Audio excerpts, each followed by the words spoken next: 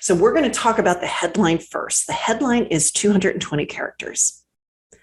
And this should be your tagline. This should be your very quick, short elevator pitch. This should be your area where you tell the world who you are, what you do, and why it matters. If you can infuse your keywords into this area, you are going to perform better in search because this area is weighted very heavily. So the more keywords you put in here, the better you're going to do if a person is say, let's say a person says, I have a really strong LinkedIn network. All the people that I know are here.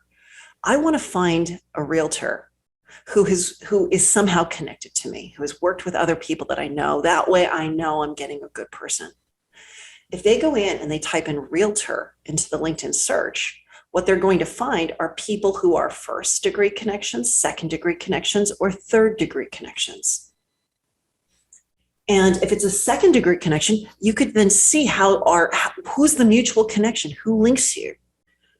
So I would say to you, Marky, you could actually add more to your headline because yours says global keynote speaker, global best-selling author, podcaster, and it says surviving, is it lipedema? Lipedema. Mm-hmm. I don't see realtor there. I don't see real estate. Those, if you want to be found for those terms, inject them in there.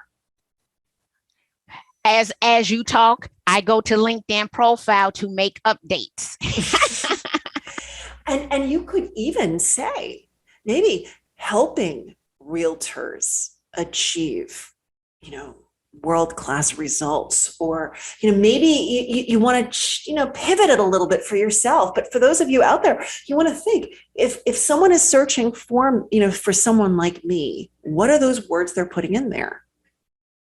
New home realtor, a Houston market realtor, real estate agent. Houston market realtor. Let me write that down because oftentimes Houston market real estate, Houston market realtor. I love that. Figure out where you're located and bring that in there as well. All right, because let's think of the search result listing, right? The search result listing is your picture. It's your name and it's your headline. And if your headline tells that person exactly where you're located and you're located in the exact same area where they're located, odds are they're clicking. So I'm over here working on mine, adding real estate and realtor. Probably might have to take out the surviving lipedema. Lipedema is a fat disorder that I was diagnosed with earlier this year and wanted to connect with other like-minded people. But I'm trying to think, when did I take the word real estate and realtor out when I know that it was supposed to be there? So thank you for that.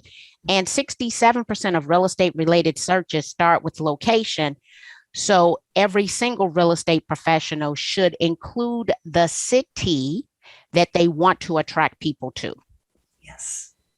So the headline is so important. It is your tagline. It is your headline. It should engage people. It should attract people. It should showcase those keywords that a person is potentially using to find someone like you, and it should compel them to read more. Now, guys, I'm going to say this. This is going to seem a little crazy. I'm not one of those people who's really big into that huge benefit statement. And the reason for that, I like more keywords. I like more of this is what I do. I'm not so much into the whole, selling homes of your dreams and the only reason is LinkedIn has gotten very salesy. And I think a lot of times people shut down if they feel like you're selling to them too soon. And I feel like the headline is a little too soon to be selling someone.